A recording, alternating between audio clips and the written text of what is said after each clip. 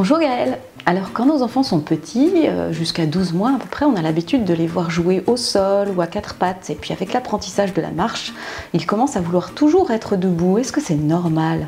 Oui, alors c'est tout à fait normal Stéphanie. Les enfants, quand ils sont tout petits, comme ils n'ont pas encore de bonnes compétences motrices, restent sur cet espace vraiment au sol.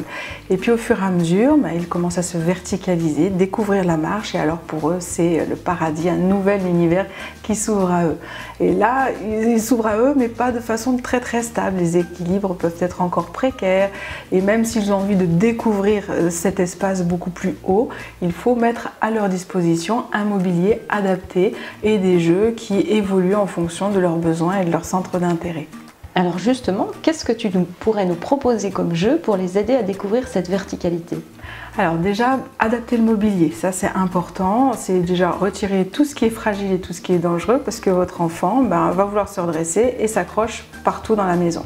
Donc vous pouvez leur proposer des activités, des tables d'activités évolutives qui vont se régler à la hauteur de l'enfant, de façon à ce que quand il se redresse, la table soit suffisamment stable pour se tenir en équilibre, parfois un petit peu poser l'abdomen contre la table et libérer les bras pour explorer les jeux qui se trouvent sur cette table d'activité.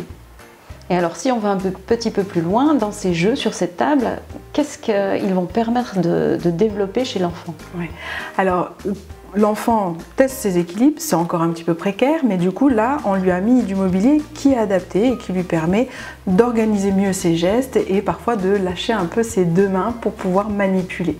Donc vous avez sur cette table d'activité des jeux qui sont tout à fait adaptés à ses besoins, comme par exemple des jeux de construction où l'enfant va devoir coordonner les deux mains pour reproduire le petit phare. Vous avez des jeux de manipulation comme la petite pieuvre que vous devez tourner pour faire bouger des engrenages. Donc au niveau de sa compréhension, il va bien réfléchir, il va regarder ce qui se passe, pourquoi en bougeant une pieuvre tout bouge. Et au niveau moteur, il y a ce mouvement de rotation au niveau du poignet. Vous avez le bateau et les poissons par exemple, là on va être sur un mouvement beaucoup plus global du bras et l'enfant va pareil devoir bien se stabiliser sur ses appuis pour bouger tout son bras et diriger ses petits objets. Donc plein de petites activités praxiques, motrices, qui lui permettent d'organiser ses gestes tout en stabilisant sa posture et l'ouvrant sur cet espace de verticalité qu'il découvre et qu'il aime particulièrement. Merci Gaëlle pour ces explications.